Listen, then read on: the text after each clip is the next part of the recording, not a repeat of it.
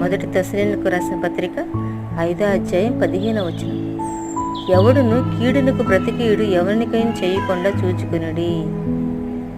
ప్రభు అంటున్నారు, కీడు అని బురద మన చేతులకు అంటకుండా చూచుకునుడి అంటున్నారు. యోసేపు మీద తన అన్నలు కీడు చేయదలిచి ఐగుప్తును బానిసగా అమ్మివేసినారు.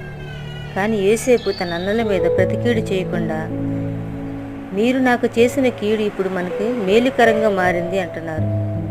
కరువు కాలంలో తన అన్నలకు ఒక పోషకుడిగా యోసేపు నిలిచినాడు. దావీదు తన కష్టకాలంలో రాజ్యం నుండి చరణము పెడుచున్నప్పుడు షిమి దావీదు మీద దూషణ మాటలు మాట్లాడుతున్నాడు. తన అనుచరులందరికీ కోపం వచ్చింది, కానీ దావీదు మహారాజు కోపం రాల. దేవుడు షిమీకి పర్మిషన్ ఇచ్చేయడం దూషణ పలకడానికి, మీరు మౌనంగా ఉండండి అని చెప్పేసి తన అనుచరులను ఆపాడు.